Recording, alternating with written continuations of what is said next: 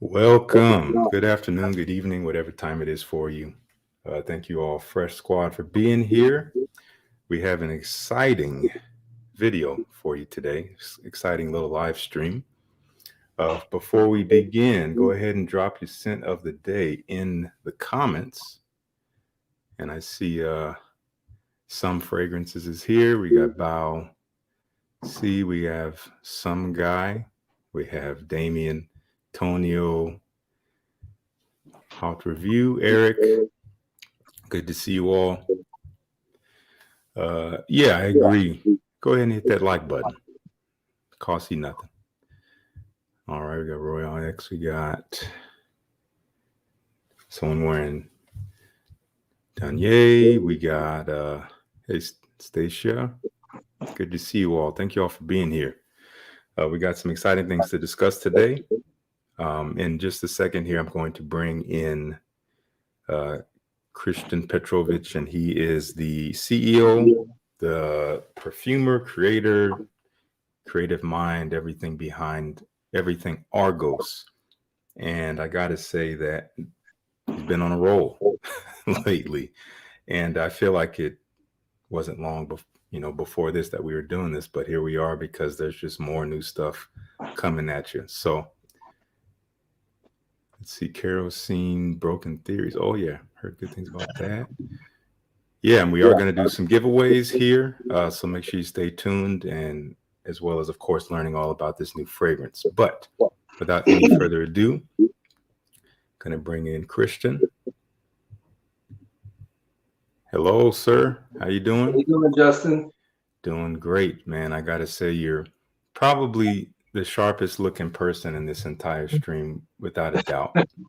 Unless somebody at home is really dressed to the nines right now, let us know in the comments what you got on. But you might win that award. But how's your day going so far? It's going good. It's busy. After this, we got some other things going too. So I figured I'd dress up for this and just continue the night on after that. Yeah, that's right. Yeah. So you see, you got the whole display here. You never hold back with us. It's always just constant flex as soon as that camera comes on.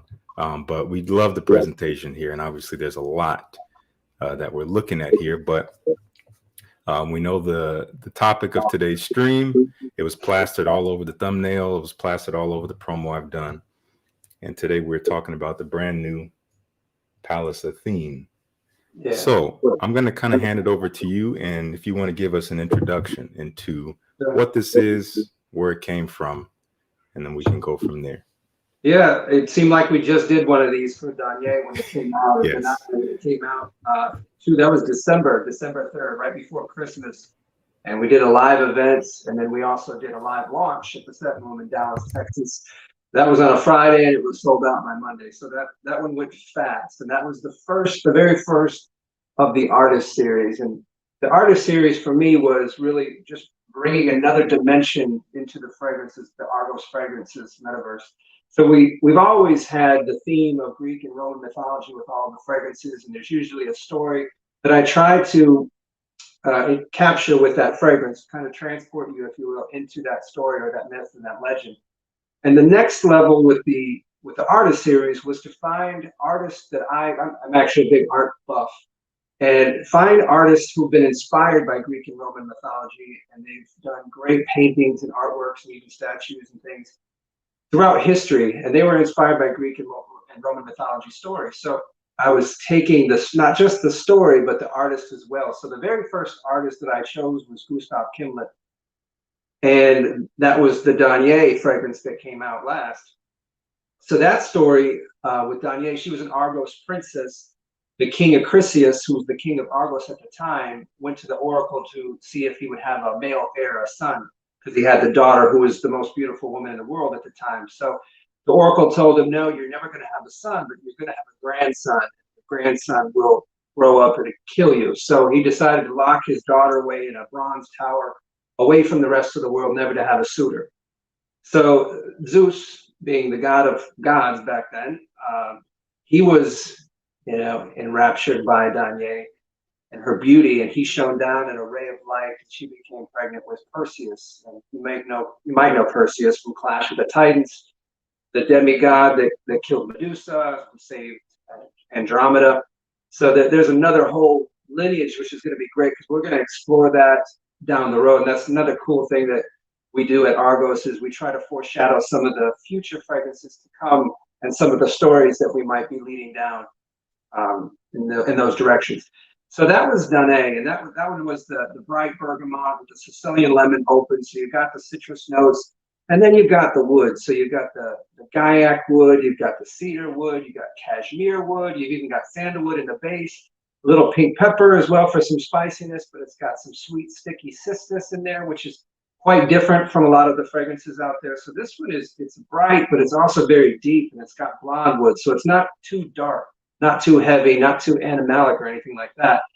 But it's just smooth, well blended. It's got the brightness, it's got the depth. And like you had mentioned before in one of your videos, it takes over a room. So it's a sultry, kind of warm type of fragrance, if that's a good way to describe it, I think. Justin, you might have some other adjectives. Yeah, I mean, I totally agree with you. Yeah, it's kind of an undeniable presence when it gets in the air. As I've said in videos, often when I'll, put a list of fragrances together to do a video on, I'll spray them all on test strips and let them sit. And then every time I do a video, including Danae, I do the video, I film it, finish it, let all the strips kind of sit for an hour or so. I'll clean them up later. And my whole place smells like this. It takes over all of the fragrances every single time. It's kind of ridiculous, honestly. I don't know how you did it, but it's intoxicating. It really is. So I like the way you described it and the way that it represents the story and the character. I think the scent personifies that perfectly. It is an alluring, intoxicating scent for sure. Right. And we're really just trying to capture that moment, just like the art plate on the front where Danae is laying there and that bright light is shining down on that Zeus, and they're in that climactic moment. So you got some of the notes. Obviously, I mentioned warm with that. There's a little bit of sweetness, a little bit of stickiness, a little bit of resonance. So it's kind of a sultry, warm, resonance fragrance. So that was the way that I was going, and that was the direction I was going with that fragrance. So the artwork also plays in hand with the fragrance itself and the artwork on the box as well. Yeah, one thing I really love about the sweetness in here, as you're talking about with the cistus, it is a bit unusual to kind of lean on that component for sweetness in a fragrance, especially these days. You don't get any vanilla in here or tonka bean, which is very, very common, a very easy thing to use to bring that kind of succulent sweetness. But it's just different. It's a warmer, almost ambery kind of feeling in terms of the sweetness. As you said, sticky. Totally agree with that.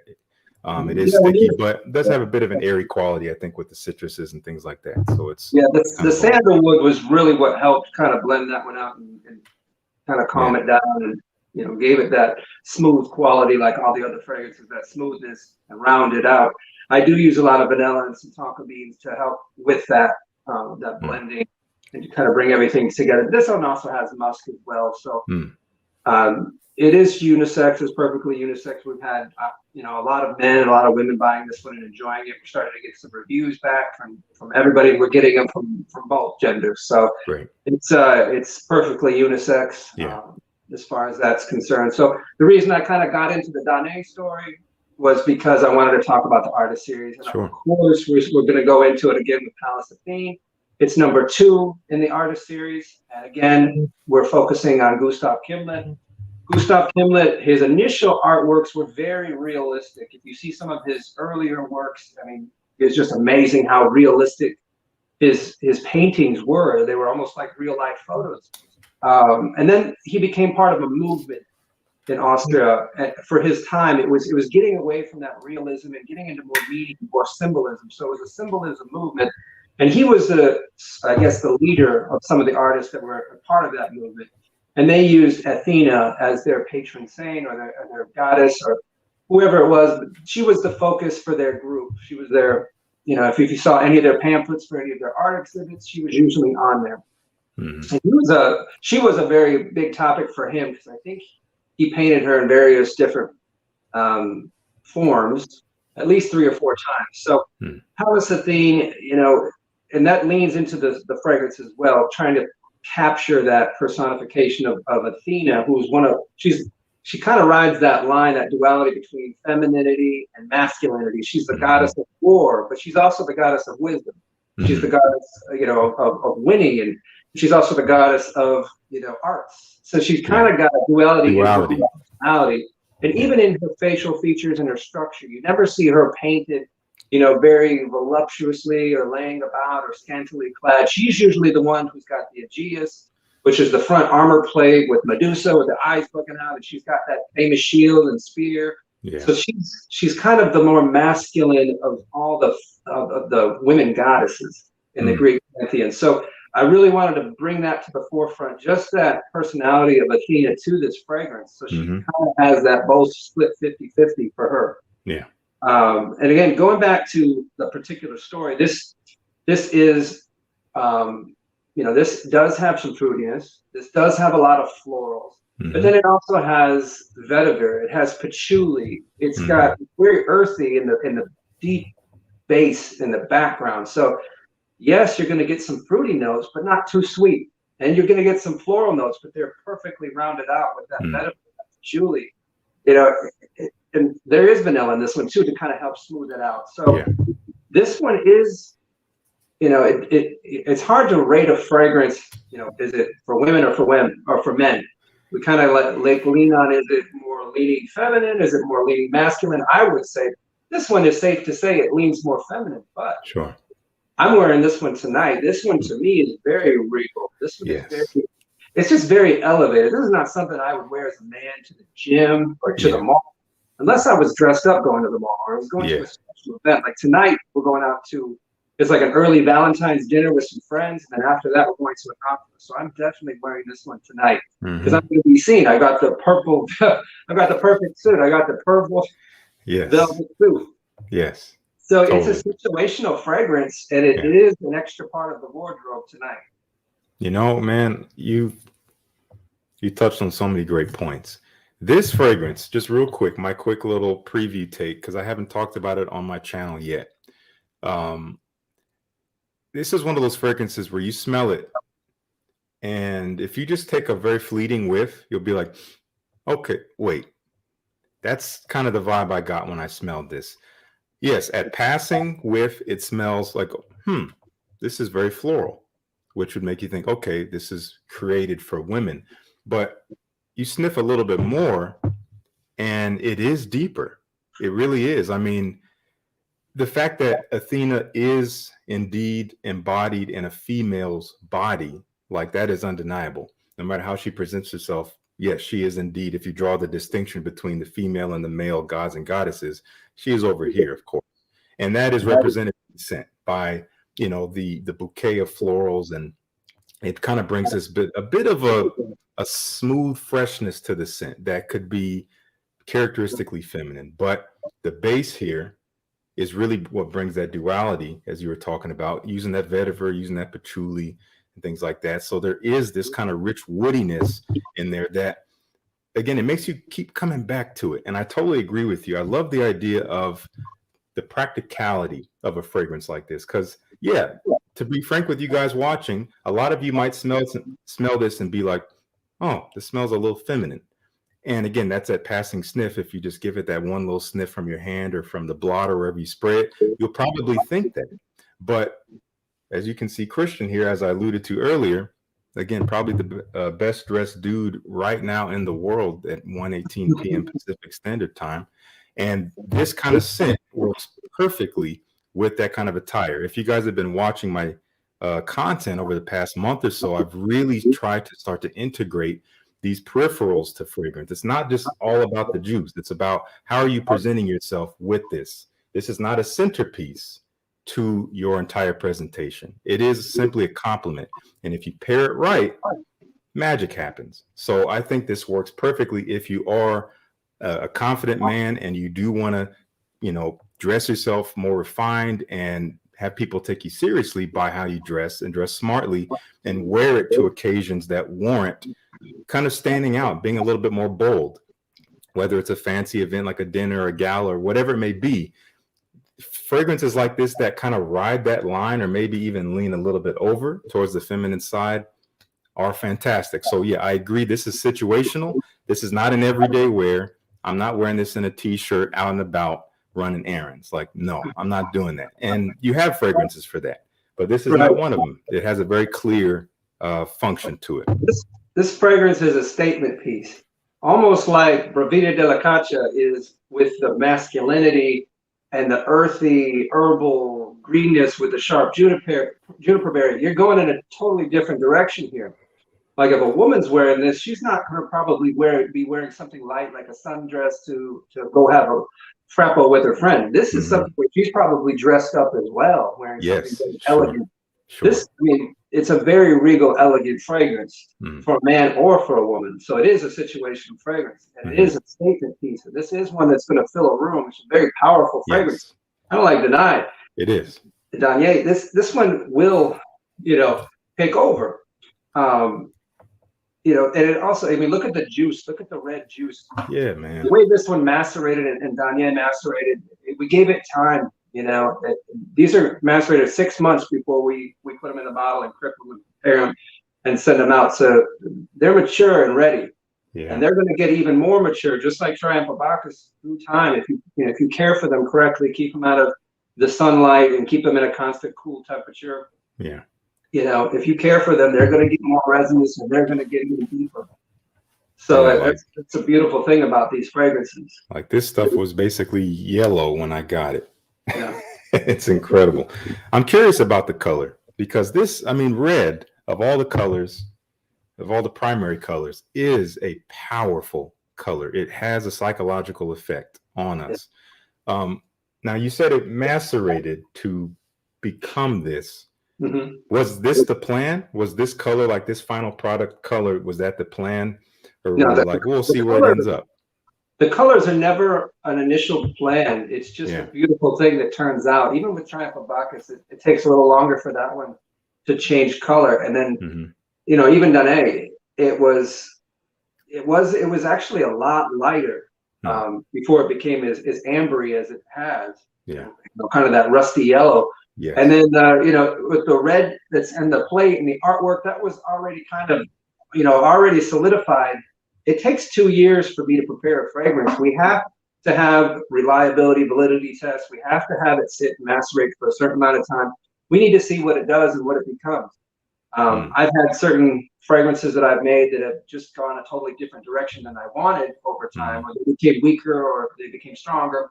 So there is a lot of backstory and a lot of work that goes into preparing a fragrance before it is bottled, and so I know what you guys are going to be opening when you get it. So that's part of the reason why too I'm waiting so long before I put out fragrances, and I've got them in constant rotation getting made as they're going to keep up with the demand. The Triumph of Bacchus was one of those fragrances. It was very, very hard to keep up with the demand, and I've expanded and grown. We've got more capacity now to keep up with the future demand. The Danae sold out, but we're going to have that 6-month maceration already before we start filling these on March 7th is when we're expecting to be able to put those in the bottle again at the same time that we actually release PALLAS Athene. So it's kind of like a standard that I want and I want to maintain going forward is that 6-month maceration period before I bottle. Yeah, man, that is that's a commitment to do that, to like say, basically it's done, but it's not done. Like I could release it, but I'm going to wait 6 months, and have you run in, what kind of difficulties, I guess, do you run into with that decision? Obviously, like staving off sales, but. Well, like for the sample packs, some of you may notice, the Triumph of Bacchus, when I put it in the sample packs, we can't wait for that 6 months for the sample packs. We have certain standards that we hit, and once those have been met, we'll put them in there. We know if you don't use that sample within a certain amount of time, it's going to turn.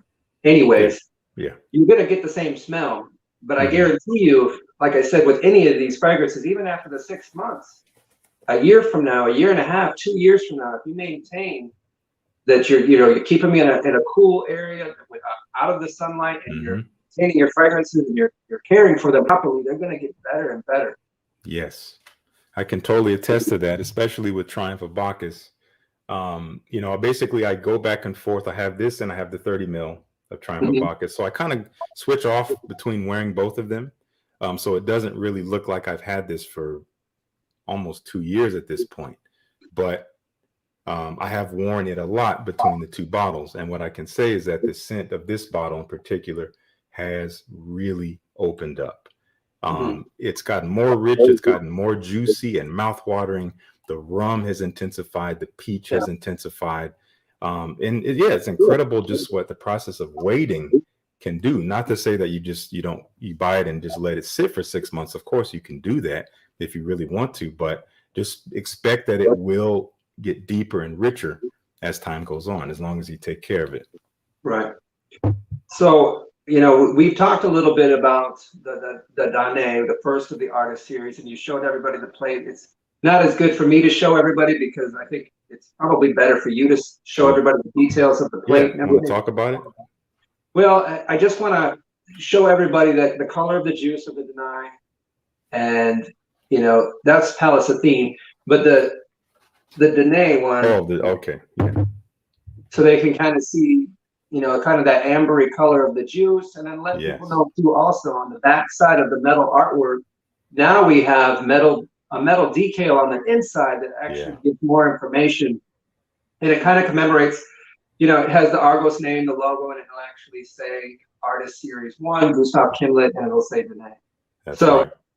You have more information on the inside. I know before we coated it so that it was nice and pretty. You didn't have bumps and glue and all that weird stuff.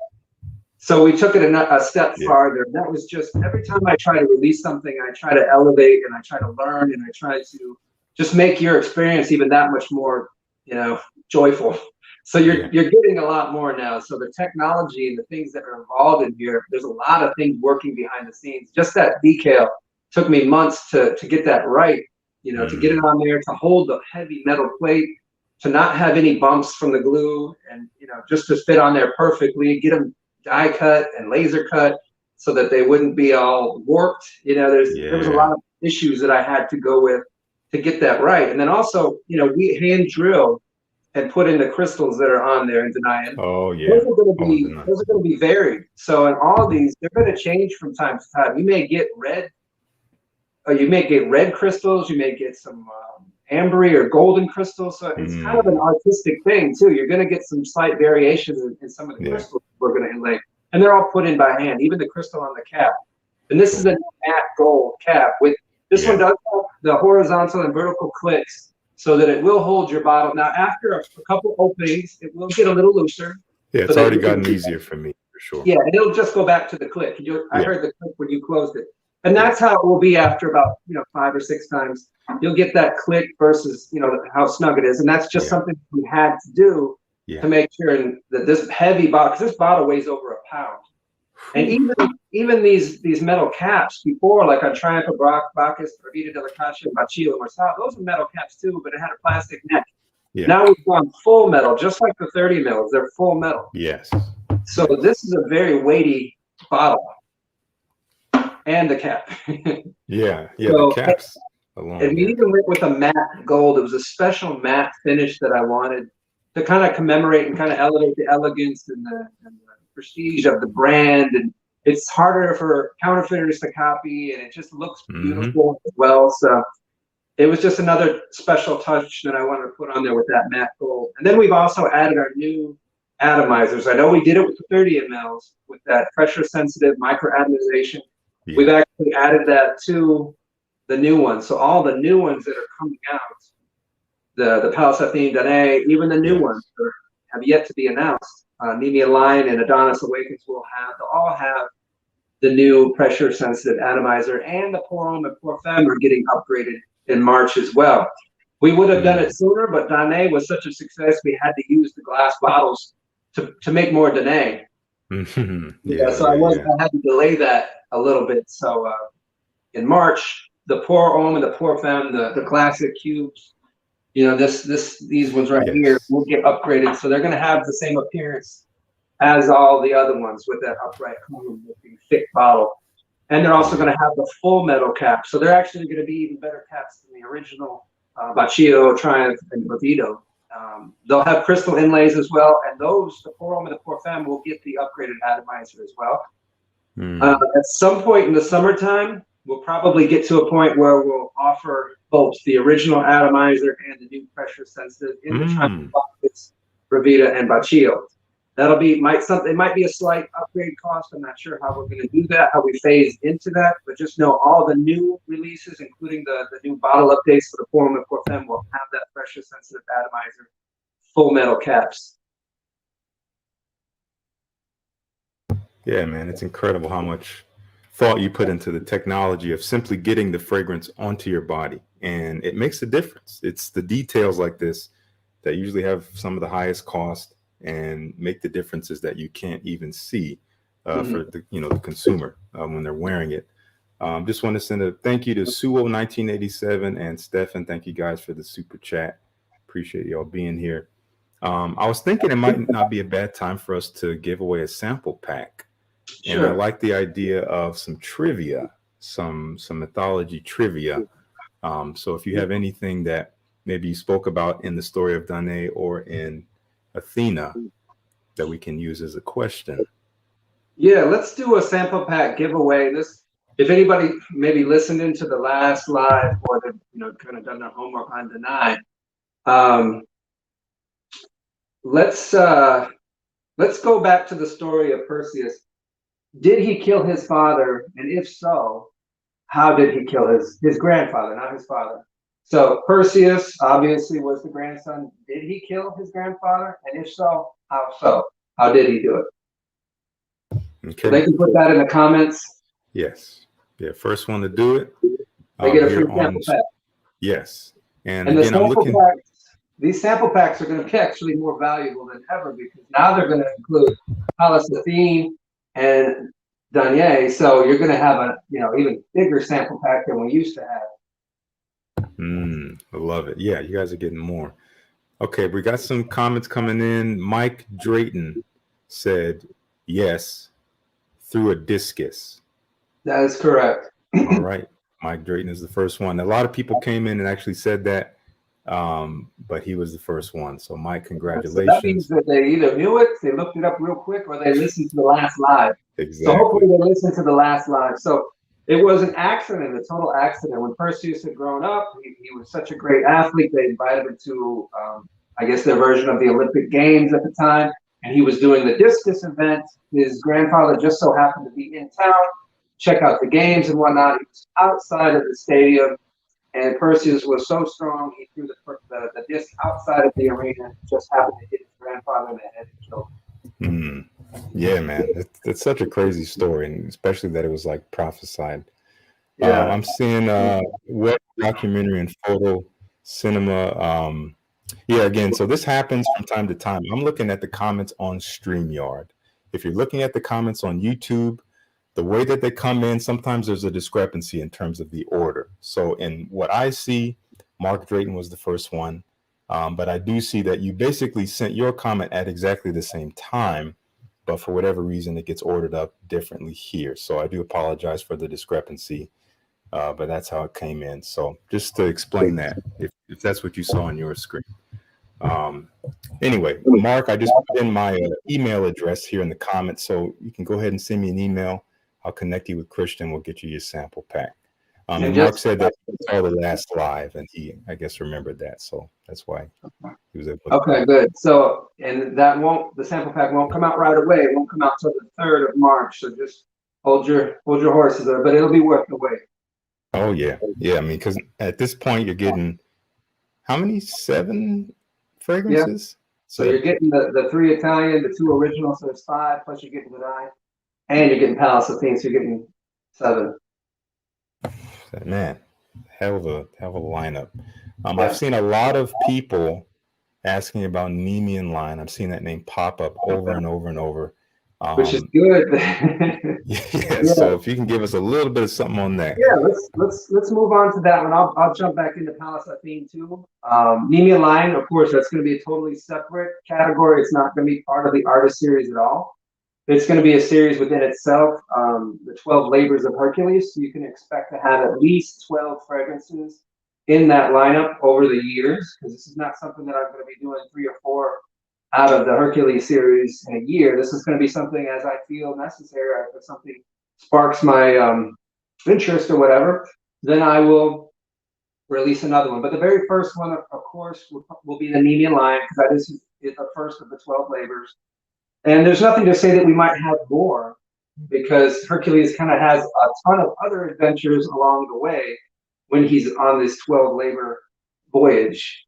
You know, like his whole thing with Prometheus, and he's just got so many other things. Even the Dragon Leighton, you know, he's got a whole thing with that, and Atlas. You know, I could go on and on. So we'll see how that works out. Some of them may actually spill over into another artist series line with another artist.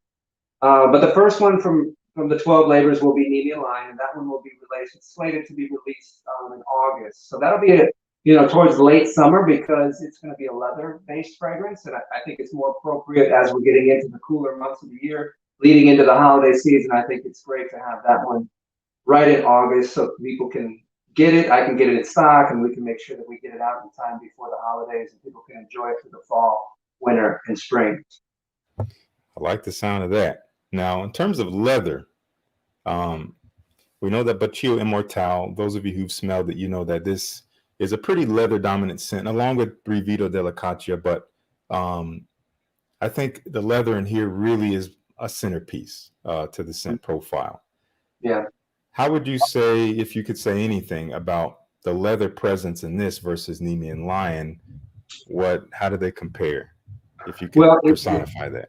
I base them on the story. So the whole story, you got to think of a lion. Where would you see a lion? Like in Africa or the Sahara, you know, so it's going to be a more arid, it's going to be more dry type of leather. It's not going to be like the supple, smooth, fine leather glove type of sports car leather that the Baccio was with that sweet raspberry. And it's not going to be the more rougher, rugged, maybe, you know, the suit with the leather lapel, or the bomber jacket type with the, you know, the Baccio or the Brivido with that herbalness and that greenness. This is going to be something a little bit totally different from those. It's going to be more dry, more arid type of leather.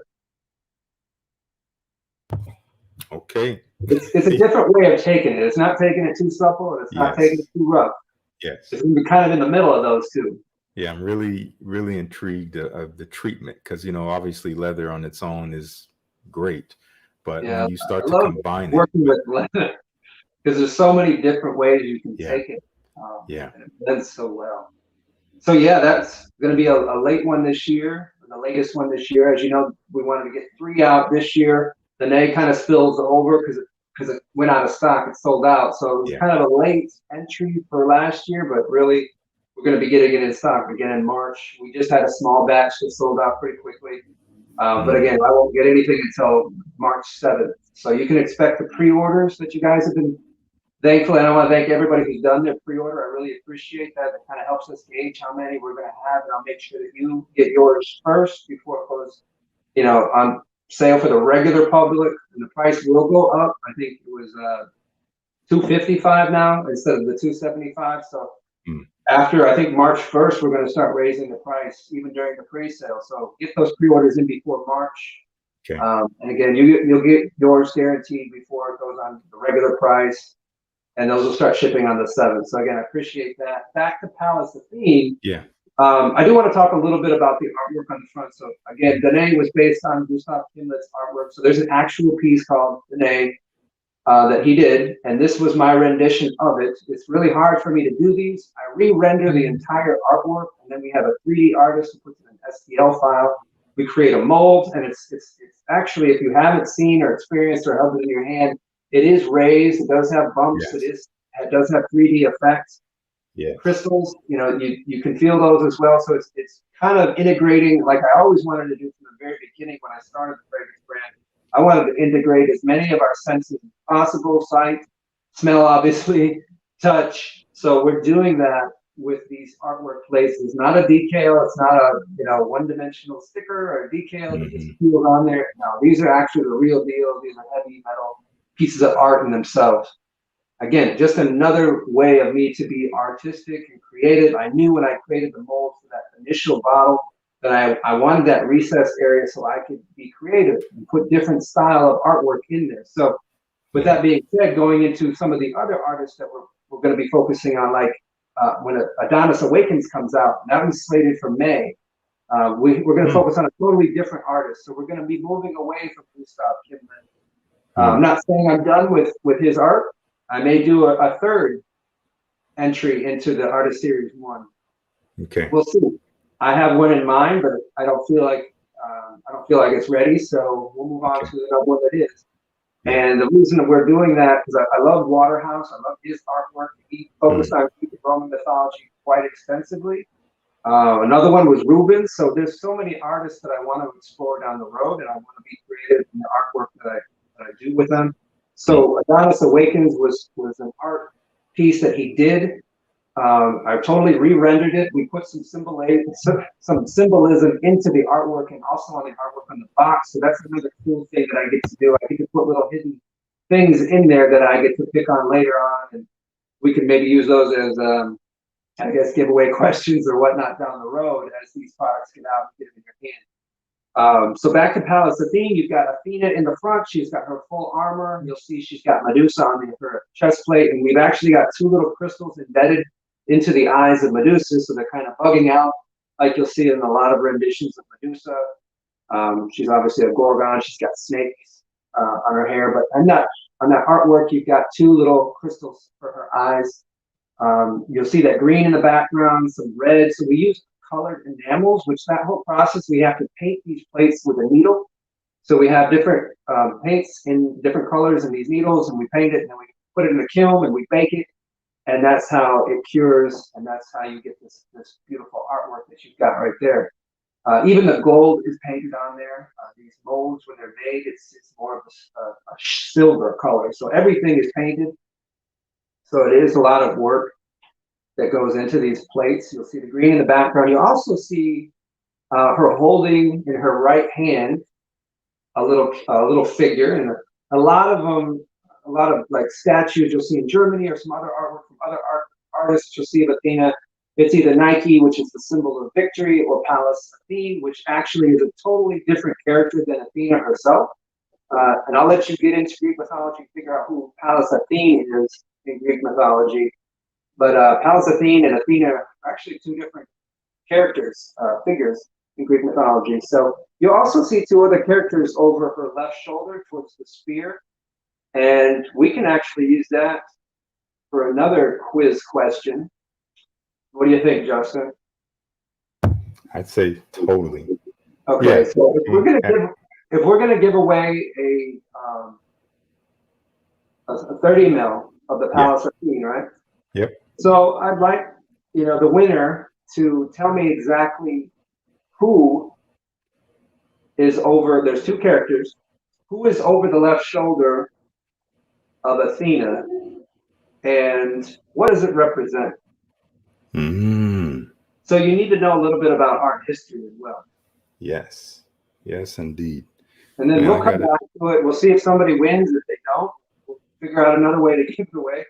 But this one is a little more technical, so it pertains to the artist Gustav Klimt and the 2 figures that you have to name that are over her left shoulder, where she's holding the spear. So we're talking about this side here. Yeah. So I see some answers are coming in. Mike Drayton, yet again, said Hercules. That's one. And then Wedding Documentary and Photo said Aegis. Natalie Souza says Hercules. Mike Drayton, yet again, says Hercules and the name and lion. And the name and lion. I'm not sure. Nemean lion is probably what he's saying. Yes. Nemean lion, that's another whole fragrance altogether. Yeah. So if we get somebody with the 2 names right, let them know, and then we'll see if they get the story, what they're doing, what's the whole purpose of them being there. And this one might be too technical, so we might have to come up with another one. But I think if they don't, I'll explain it. And that's Do you mind repeating the question one more time? I have a couple people asking. Who are the 2 figures over the shoulder of Athena on her left shoulder. Who are they? So name them both. And what is the point? What is the purpose of them in that artwork? That is the question. Let's see. And Seeing again, more about Aegis, Mistress it's of based on Zeus. Gustav Klimt's artwork. Seeing Hercules. Christoph said Minerva. Ritz Spritz said Aegis, Hercules, Animal, Dickin. I don't know what that is exactly. Ali said Hercules. Marquin said Aegis. Omega says Hercules and Nemean. Curtis says Hercules. Next Level says Phidias. Curtis says Poseidon. Oh, he meant Ritz Spritz meant skin. He meant to say Aegis, Hercules, Animal, Skin. Hot Review. The Aegis, which is ancient Greek, as stated in the Iliad, is a device carried by Athena and Zeus, variously interpreted as an animal skin or a shield. Yeah. So it sounds like people are talking about her breastplate here. Yeah, the Aegeus is her breastplate. The Aegeus, okay. I'm talking about the two figures that are fighting behind her. Yes, behind her. So the Aegeus, yeah, I'm saying that wrong. Aegeus is this breastplate here. Yeah. Let's see, Hercules and Nemean to lead the next fragrance line. How about how about we make it simpler? Just name the two characters on her left shoulder that are fighting. We don't even have, I'll explain the story if they can get the two names. Okay. Yeah, so there's two characters. If you guys can't tell. You can always go to the website. You can always go to Argos.com. Two characters here. PALLAS ATHENE. Yes. So or you can look up Gustav Klimt. Yes. And see his artwork. I'll do it as well. I see Hercules and Hermes, Hercules and Medusa. So you did confirm that Hercules is one of them, correct? Yes, Hercules is one of them. Yes. Hercules and Poseidon. Poseidon's actually the closest one. It's the closest guess that I've heard. Okay. Maybe that'll lead people down another path. Hercules fighting Poseidon. Hercules and Triton. Hercules and Triton. So that's the winner. Okay, that's BTVM92. There's a lot of comments. Oh, yeah, he said it. He said it earlier too. I missed it. Thank you for repeating your comment. BTVM92. So that's our winner. All right. So congratulations, whoever that is. Yeah. So once again, Hercules and Triton. Hercules fighting Triton. Once again, I'm going to put my email here in the chat. BTVM92. I'm very curious as to what that all stands for. But feel free to email me and I'll connect you with Christian. We'll get you that sample pack. They were the bottle, right? Yes, I believe that is. Sorry, that's the bottle. My fault. Yeah, that's the full bottle. So that's a 30 mil. Again, you just have to wait till the 7th when it becomes available. But then we'll get that out to you. So make sure you get your contact information, shipping information, and we'll get that out to you. So the whole point of them being there, again, when we were talking about Gustav Klimt in the beginning, his art was really realistic, and then he became part of a group of younger artists that were kind of fighting against the establishment, against the status quo. They were more into more meaningful artwork. It wasn't quite realistic in style, but it was more symbolic. So you'll see his early artwork was very realistic, amazing, and his newer stuff, like his Beethoven frieze and several of his other ones, it's all more symbolism. So you've got Hercules and Triton fighting over his shoulder, and that was to symbolize the old versus the new, battling it out to who would have supremacy in the art world. They were shut out of a lot of art exhibits at the time, and they were having a hard time making a living as artists when the establishment, the people with the money and the finances who were putting on these shows, would not allow them to do and display their artwork and sell it. So yeah, that was the symbolism behind that battle that's going on over her shoulder, which I thought was amazing, leading into the whole Hercules series. So yes, you do have Hercules battling Triton over the shoulder. And then another cool thing is, she's holding in her right hand. We can do another sample pack giveaway. Let's do it. All right, let's do another because we're getting short on time and I talk a lot. So no, you're giving us everything we need. She's got a little figure that she's holding. And if you go to, if you look in a lot of images of Athena or Minerva, you'll see that she's got that figure. Now, who is that figure as it pertains to my artwork, as it relates to Gustav Klimt? Who is she? Who is that little figure in her right palm that's standing there? So I need the name. If you could give me the name as it pertains to Gustav Klimt's artwork and Athena, that will win another sample pack. Okay. So here are some answers coming in. Christ the Redeemer. Wow. Nudus Veritas. Cologne 101. Is that it? Cologne 101 won. All right. Nudus Veritas. That's quicker than I thought. That's the one. Yeah. Somebody's been read up on it. Either they read up or they've been listening to you and me. So yeah, right there, that's Nudus Veritas. You want to talk a little about what or who that is? Yeah, so that's actually Latin. So it means the naked truth. So in most renditions or statues of Athena, you'll see that figure that's Nike. It's the symbol of winning, triumphant in battles, because she's the goddess of war. So she had that Nike in her palm, standing upright with the wings. But this figure doesn't have wings. It's just basically a woman with her arms outstretched, and that kind of alludes to another artwork that Gustav Klimt did called Nudus Veritas in Italian, or not Italian, but Latin. That means naked truth, and to him, the whole meaning behind the naked truth in art was he had all these pressures around him to create art for other people, for other reasons, but he found it, did not please himself. It was not satisfying. And then that you cannot please everybody. So in any form of artwork, you can't expect everybody to be pleased with it. And I really love that symbolism as it relates to my fragrances and my brand as well. And I've said this many times, I don't create fragrances for other people. I create fragrances that I love, fragrances that I enjoy.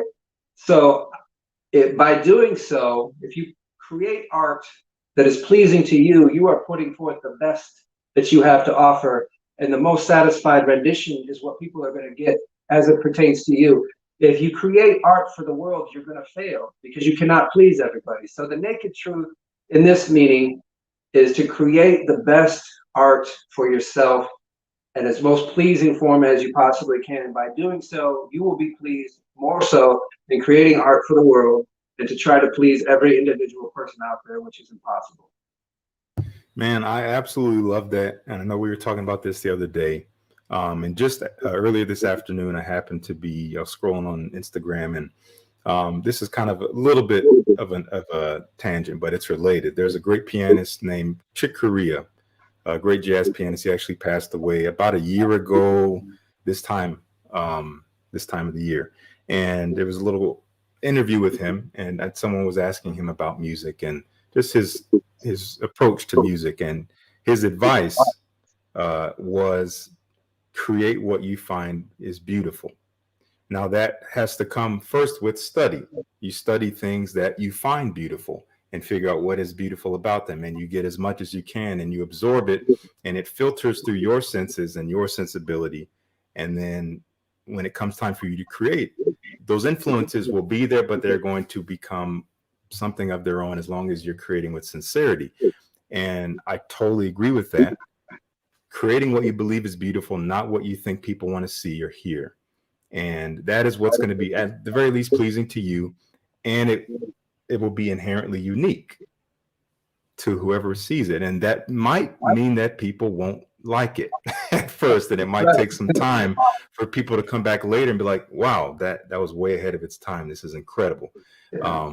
That's kind of the general trope, but it's a really beautiful thing. It's a universal thing. You can live your life that way no matter what it is you do, especially if you create anything, creating from the place that you find beautiful, what you want to see. And there will be people who will see it, and there may, be some who really not only dislike it, but find it, not worth anything, but they'll come around. Yeah. You can't live your life trying to please the world. And when I make my fragrances and the creations and the compositions, I told you before, I don't smell other fragrances. I don't make flankers. I try to make something that I'm interested. Obviously, the Greek mythology and the Roman mythology, that was something that very much interested me. I was an art history major at one point, so I'm, encapsulating into these fragrances little pieces of my life that are important to me, and it, kind of influence me and spark me and keep me inspired. Trying to create something for somebody else to keep up with another brand, or to create something that's going to be pleasing to everybody, it's just not going to work for me particularly. And I haven't taken on any other bespoke jobs. I've had one last year, a small one, and that was really just a cleanup job on somebody else's fragrance that had already begun. That wasn't a new creation. But I don't see myself creating fragrances for other people, at least right now, because it doesn't pique my interest. I like the creativity with these new artist lines and the Hercules line, and just keeping that interest sparked, and keeping this passion of mine, interesting and exciting for myself. Man, yeah, that's such a great thing to stay close to. I mean, you're the one creating, you're the one kind of being vulnerable with the world when you put out something like a fragrance like this, and you not only just create something that smells great and can be worn, but all the passion and the art that goes behind it. Yeah, so you might as well put out something that you love, at the very least. At and the you're very doing least, that I'll please myself, right? Yes, yes. So I feel like you're doing that, man. I mean, especially this one, it seems like they're really going in this new direction. Yeah. Where I smell this Pallas Athene, and I'm like, this thing is, I can't get enough of it. It's so intoxicating. It's also not. It's like it's the perfect balance of something that is accessible, or it's not going to like put you off or remind you of anything that smells bad, but it's also unlike anything else I've really smelled before. And it is also very clearly an Argos fragrance. It has this feel that you really detect in all of your fragrances, all of your DNAs. I actually had somebody, I don't remember who it was, but recently they said it has a feel to it, almost like touch. Yes, there's a texture. A texture to it. And I was like, wow, that person, they have all my fragrances, so they know. They're getting that. They're getting the Argos line, the DNA that you touched on. You're going to find, if you really break it down, the sandalwood that I use for my store, the vanilla sometimes I use to smooth it out, the patchouli that I use, you're going to see some things, some common things that I use through mine, but these are so different. Like, the juice might be a little bit redder than Triumph of Bacchus when it's fully macerated, but it's totally different. And when I say it's like Ravita della Caccia, but at a totally different end of the spectrum, none of these are like any of the other ones in the lineup. So it's really allowing, as the brand grows, I'm filling all these little pockets of other people, what they do like, and I'm a moody person.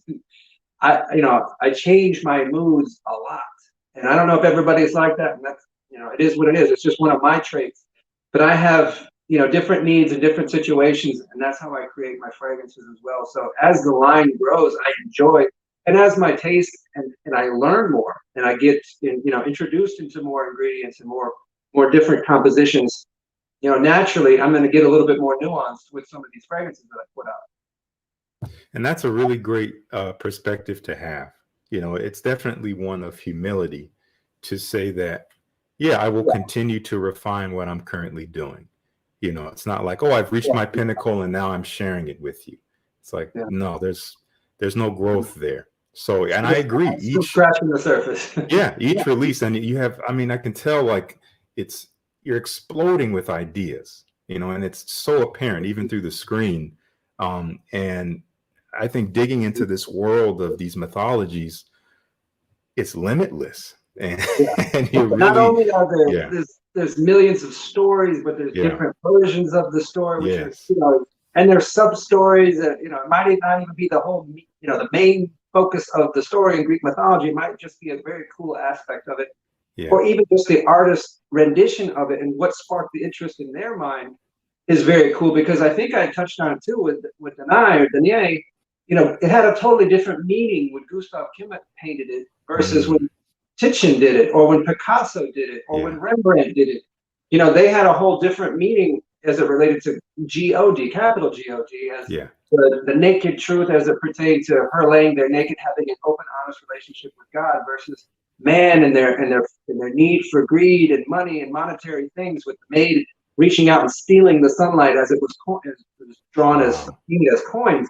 So each of the artists took the same story and it had a totally different meaning for them. So it's really cool that, you know, I can actually make fragrances based on these cool stories, but they have so many different meanings and symbolism. So I know we're getting short on time. And Yes. I know I touched a little bit on Medium Line, and an hour just flew by. Yeah. I didn't say much about Adonis Awakens, and that's going to be the next one after Pallas Athene. Okay. So I will say a little bit about that. We've already done our 2 giveaways. Pallas Athene is slated for May. I think it's perfect for that one because it's going to be another floral one, but it's going to be very rose-centric on that one. This one, I think, is going to be even more universally down the middle of the road as far as masculine versus feminine. Okay. You know, whereas the Pallas Athene was, I think, a little bit more feminine, but with those earthiness, with the you know, with the sandalwood and the vetiver and the patchouli, just gave it kind of that earthy base to it. Yeah. That kind of, you know, made it more situational, but definitely unisex. I think this one's going to be more 50-50 for a floral, but rose-centric. You're not going to get a lot of different florals because of that rose that's really going to be the focus. So if you like rose fragrances, it's not going to be a rose oud. So get that. It's going to be something special. So yeah, so that's what's slated for May. Yeah. And we'll have a little bit more. I like to have these digested for a little bit. So it's going to take people a while to figure this Pallas Athene one out, or to get out there. So you'll have a couple months go by, and we'll start giving more information out about the Adonis Awakens and the story behind that, which is very cool. Several different versions, again, like all the other Greek and Roman mythology stories. And how it pertains to the fragrance, and what influenced me to pick the certain notes that I did. Yeah. And then also the new artist. So this will be artist 2. So artist series 2, and this will be Waterhouse. So it'll be one of his artwork. So the artwork plate in the box will be a little different as well. Nice. And the name of the piece of art is Adonis Awakens. That's what I've named the fragrance. Okay, but the art has a different name. You can look up Adonis Awakens by Waterhouse, and it should pop up. Waterhouse. Okay, cool. Now, I'll be doing some research. Oh, is this already on the website? Yes, it's already on the website. Okay. So yes, I think I remember seeing this. Yeah. If you go to the website, you'll get a little bit of the story as well. I encourage everybody to do that. We do list some of the notes on these, so you can kind of familiarize yourself a little bit with it before you start hearing it from me and some of the other influencers and YouTubers and aficionados. Man, I'm really excited about Adonis. I mean, I still want to give Pallas Athene its due attention. So yeah, we've talked about what is to come, but those of you who are really interested in this, check it out when it's available. This is not something to overlook. Again, statement maker, bold yet accessible, but very situational. So just be ready to make a presence in a room if you want to get this and wear it. For sure. It's powerful, just like a thing. Yeah, for sure. Well, Christian, man, this is, as always, just incredible. Really appreciate your time to just so generously share your insight and your creativity with us, which again, I feel like is just like bustling. It's overflowing, and it always comes through in all of your creation. So thank you for sharing that with us. Thank you for offering the giveaway prizes. Again, those of you who won the giveaways, I think that was Mark Drayton. We had BVMT, I'm already forgetting the BTVM, sorry, 92, and Cologne 101. Again, email me at thestayfreshproductions@gmail.com. I will connect you with Christian. We'll get you your associated prizes. But yeah, once again, Christian, thank you. We'll continue to enjoy Pallas Athene, and we look forward to what's to come. That's right. There's a lot more to come. This will be a big year for Argos. Thanks everybody for watching the previous ones, the other lives that I've done. We're probably not going to do a whole lot of these, only as new fragrances come out. I think things are starting to open back up. I've got some international trips finally planned again, which is great because it helps with creativity and also, just coming out with new, great products and things that I think you guys will all love. when I can travel, I get more creative juices flowing when I can do that. So thank you all again for watching. Thanks for following Stay Fresh Productions. Justin, you got to follow him, like him, subscribe, do what you got to do. You can also see what's going on with Argos on Instagram. We usually do a lot of stories. We kind of cut back a little bit on the story for the individual posts, but we post stories every day. So check the website out for the new releases. And again, thank you all. Yeah, thank you guys. Ciao. See ya.